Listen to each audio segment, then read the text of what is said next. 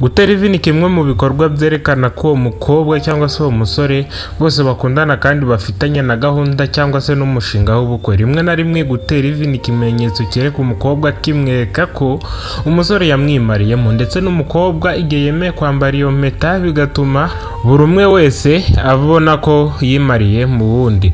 Rimwe na rimwe rero hari igihe usanga umuntu agiye gutera ivi cyangwa se agiye no kuritererwa ugasanga ntazi aya mategeko. Aya mategeko ni ingenzi cyane kugira ngo uzabashe gukundana n'uwo nguwo mugiye guterana ivi. Hari benshi rero usanga badasobanukirwa n'iki gikorwa cyangwa se n'uyu muhango wo gutera ivi, ugasanga babikora mu buryo butubahirije amategeko, kandi ikintu cyose kidagira amategeko usanga abantu bagikora mu buryo butari bwiza. Uyu munsi rero niyo mpamvu twaguhitiyemo amategeko 10 yo gutera ivi. Ushobora kuba uri umusore, umukobwa cyangwa se undi wari wese ufite umwana cyangwa se n'inshuti yawe, aya mategeko uzayamubwira umubwira uti uzakurikiza amategeko kugira ngo uzabashe kugira urugo rwiza ndetse n'umukunzi wawe azagufate nk'inkora mutima. Nta kindi usabwa wowe usibye gukanda subscribe niba utarayikanda kugira ngo ujye ubasha kubona ibiganiro ducisha kuri uno muyoboro, nanjye bibategurira nkanabibagezaho. Nitwa Aime, uhawe ikaze. Itegeko rya mbere ryo gutera ivi riravuga ngo ntugahubuke. Rimwe na rimwe mu buzima usanga abantu bose bafite ingeso yo guhubuka, aho usanga ikintu cyose bagikoze bahubuka, umuntu abagiriye nabi barahubutse bararwanye. Rimwe na rimwe hari igihe usanga bikugizeho ingaruka. Rero no mu gihe ugiye gutera ivi uzirinde guhubuka, kuko hari igihe usanga umukobwa ugiye guterera ivi afite undi mukunzi we ahubwo we banasezeranye, cyangwa se akaba afite anatwite. Rimwe na rimwe igihe cyose wagize guhubuka, hari igihe uwo mukobwa batagukunda afite n'ibyagukurikiyeho, wowe abanza ukagenzura ukavuga uti uyu mukobwa gutya na gutya. Ariko igihe cyose ugaragaje ugahubuka niho usanga urwo rwanyu ari rumwe muri za ngo zimara imyaka 5 rugahita rusenyuka. Rero ntugakore ikosa ryo guhubuka, kuko guhubuka ni kimwe mu bintu bibi kandi bishobora gutuma ugaragara nk'ikigoryi muri rubanda bitewe n'uko utahisemo neza uwo muzabana ibihe byose. Ugasanga wemeye kumutera ivi, rimwe na rimwe n'ubukwe buhise bupangwa vuba vuba, ariko ugasanga nyuma y'imyaka 2 cyangwa se na nyuma y'amezi bahise bashwana. Rero uzirinde guhubuka. Itegeko rya kabiri riravuga ngo ntugakururwe n'ibyo afite. Ibyo bifaranga byinshi, ayo mazu menshi ndetse n'ibindi bintu byinshi, ntugakururwe nabyo kuko ibyo ngibyo birashira. Urukundo rwo ni ikintu kitajya gishira. Rero uzirinde kuba wagira cyangwa se ukururwa n'ibyo mugenzi wawe afite, kuko ibyo ngibyo birashira, kandi iyo bishize rimwe na rimwe ari byo wamukundiye, urukundo rwanyu ruhita rushira burundu. Ariko uzirinde gukururwa n'ibyo afite, ahubwo ukurikira urukundo, kuko urukundo nicyo kintu cyanyacyo, kuko nawe uzagenda umwishushanyaho. Niba waba umubeshye umwishushanyaho umwereke ko ufite urukundo, nawe agendere muri uwo mutaka. Ariko jya ugenza gake, ubanze ugenzure rebe ese uyu mukobwa akururwa n'iki. Ariko nawe ntugakururwe n'iyo mitungo, kuko aho kugera iyo modoka wiriruriramo wagira umutuzo ukodesheje wowe n'umukunzi wawe, kuko nibyo bizatuma umuryango wanyu uba mwiza kandi mukabaho mwishimye munashima Imana yo mu ijuru. Itegeko rya gatatu ryo gutera ivi riravuga ngo ntukiyoberanye. Mu buzima ikintu bita kwiyoberanya ni kimwe mu bintu bibi bishobora gutuma ubuzima bwawe bujya mu kaga. Rimwe na rimwe aho usanga igihe cyose wagaragaje kwiyoberanya ukagenda wereka abantu ko urenze urakize. Si no mu butunzi gusa, rero no mu rukundo hari igihe ugenda ukiyoberanya ukereka umukobwa cyangwa se umusore ukamubwira ko umukunda byahatari ko wamwimariyemo. Rimwe na rimwe uri kwiyoberanya ufite icyo umukurikiyeho cyangwa se uri kugira ngo unamukinishe umutima. Rero igihe cyose wagaragaje kwiyoberanya bishobora kuzakubyarira amazi nk'ibisusa. Gerageza rero niba ushaka guterera ivu umukobwa cyangwa se no kugira ngo muzanabane, jya ugabanya kwigereranya, kwiyoberanya ndetse no guhubuka, kuko bishobora kuzasenya ejo hazaza hawe ndetse n'urukundo rwawe rw'ejo hazaza rukazahazimiriramo. Itegeko rya 4 riravuga ngo niba nta bushobozi ufite bireke. Gerageza utwo dufaranga dukeya ntukihutire kuvuga uti ngiye gutegura ikirori nge na girlfriend wanjye dukora ikirori cyahatari muterere ivi bagenzi be baze wana bamwe bahage bajye bahage. Ibyo ngibyo rero si byo byiza, ahubwo uziko aho kugira ngo ugende umupfukamira iruhande ugura impeta ihenze buri kimwe cyose gihenze, uziko byaruta ukamubwira ko umukunda kandi ko wifuza ko yazakubera umugore, aho kugira ngo ujye guspendinga ayo mafaranga kandi ntaharagarukira. Bagerageza ureke kwishora mu bintu nta mafaranga ufite. Nkuko twagiye tubabwira muri video zagiye zitambuka tubabwira amategeko yo gutereta, amategeko y'urugo ndetse n'ibindi. Rero hari igihe usanga akantu k'ubushobozi ari kamwe mu bintu biba inzitizi, ugasanga umukobwa nawe ari kuvuga uti ngewe boyfriend wanjye natanterera ivi ntitudakorera ubukwe ahantu harenze ngewe ntabwo nzabyemera sinzanamusanga. Rimwe na rimwe rero hari igihe usanga umukobwa yanze gusanga umusore bakundana bya nyabyo, ahubwo ngo ashaka abandi uzamuterera ivi n'ibindi.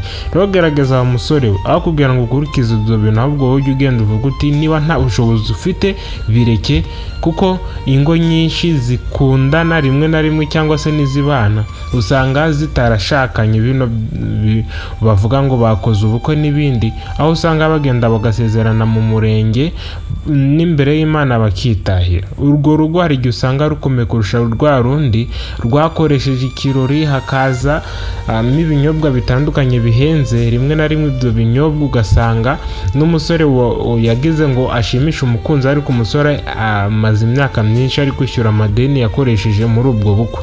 Rero uzirinde kwishora mu kintu nta bushobozi. Rero itegeko rya kane ryavugaga ngo bireke niba nta bushobozi ufite, kuko bishobora kuzakwicira ejo hazaza hawe niba ugiye gushoramo amafaranga nayo atari ayawe, cyangwa se n'utwo twawe ukazatumariramo nyuma ukazaririra mu myotsi. Itegeko rya gatanu ryo gutera ivi riravuga ngo ntukagendere ku bandi.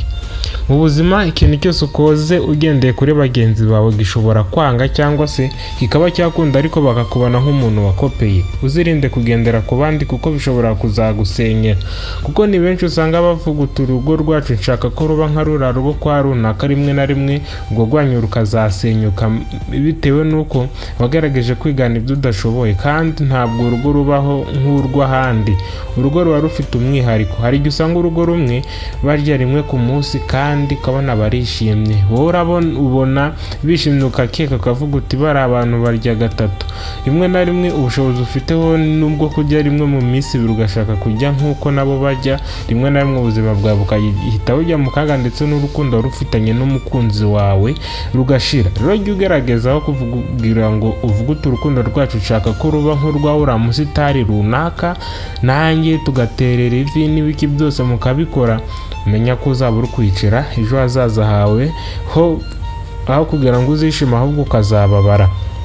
Itegeko rya gatandatu riravuga ngo ntukamwihomeho. Rimwe na rimwe hari igihe usanga umukobwa yihoma ku musore cyangwa se n'umusore yihoma ku mukobwa, ugasanga umukobwa yaramuhakaniye amubwira uti sinagukunda, ariko hari igihe usanga n'abakobwa bashaka gukinisha imitima y'abasore, ugasanga ntiyamuhakaniye ntiyanamwemereye. Ariko hari igihe usanga nyine umukobwa yaraguhakana, ariko ugasanga wowe nk'umusore uri kumwihomaho.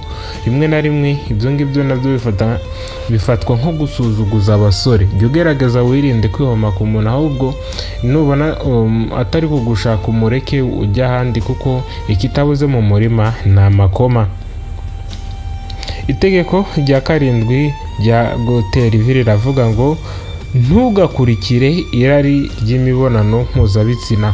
Hari igihe usanga umukobwa muba mukundana pe, ariko rimwe na rimwe ubwo rukundo mukundana ugasanga wowe waramaramaje uvuga uti umukobwa ndamukunda cyane, ariko mu mutima wavuga uti wama nkaryamana nawe, reka nkundane nawe, nimara kuryamana nawe nkumva ndamuhaze nzamureka. Rimwe na rimwe ni benshi mu bakobwa usanga baragizwe ibikoresho, ugasanga umukobwa ntarashaka ariko yabaye umugore, ugasanga nyuma hise yango, ugasanga bamaranye imyaka 5 bakundana, ariko umusore we icyo yari afite intego no kugira ngo ajyamane n'uwo mukobwa gusa. Ugasanga rero umukobwa yabaye umugore, nyuma ukazasanga binamwiceje ejo hazaza we, cyangwa se ukazumva ngo bamuteye inda.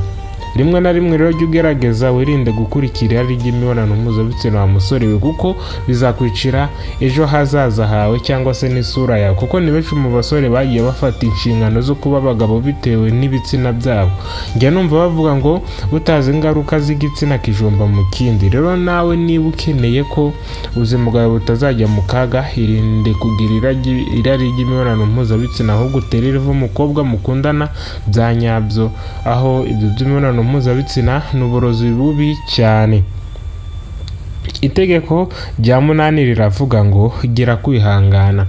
Kwihangana bitera kunesha. Rero igihe cyose utagira kwihangana bishobora kuzakwicira ejo hazaza hawe, kuko kwihangana mu buzima byose bisaba kwihangana. Umukobwa ugiye guterera ivi, yego kumwambika impeta ni ibintu bisanzwe, ariko urayimwambitse no mu mutima urayimwambitse, n'imbere y'Imana urayimwambitse. Rero uba usezeranye, nubwo uba utarajya imbere y'amategeko cyangwa se imbere y'Imana, ariko n'umutima wawe uba usezeranye n'uwe.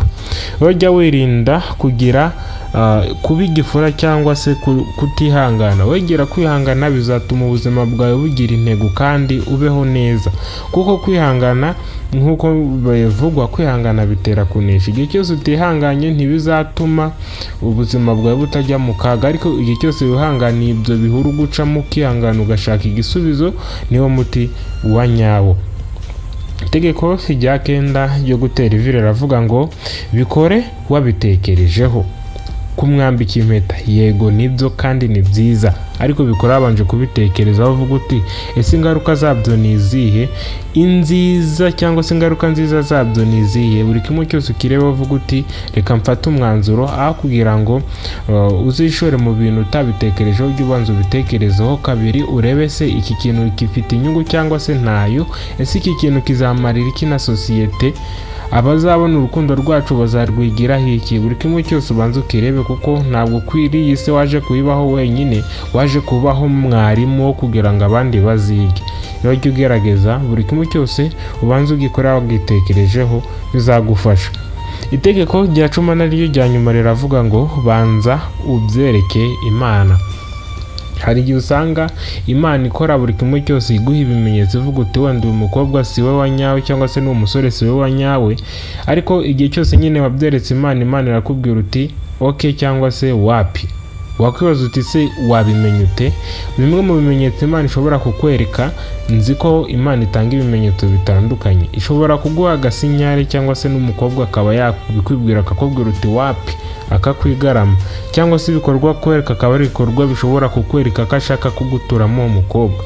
Ujye ubanza wereke Imana buri kimwe cyose ugiye gukora, izakiguheramwo umugisha kugira ngo ubuzima bwawe butazajya mu kaga. Ariko Imana iragukunda, ariko nubwo ugerageza ukayica inyuma ukora byinshi idakunda, ariko irakubabarira. Jya ugerageza rero nawe wige kubaho uzi ko Imana ari igena byose. Njyewe wategura iki kiganiro nitwa Aime, twababwiraga amategeko 10 yo gutera ivi. Ni ingenzi cyane kuba unageze kuri uno munota wari ugikurikiranye ino video, ariko wibuke gukanda subscribe kugira ngo ujye ubasha kubona ibiganiro ducisha kuri uno muyoboro, nanjye ubategurira nkanabibagezaho. Nitwa Aime, wakoze kureba ino video.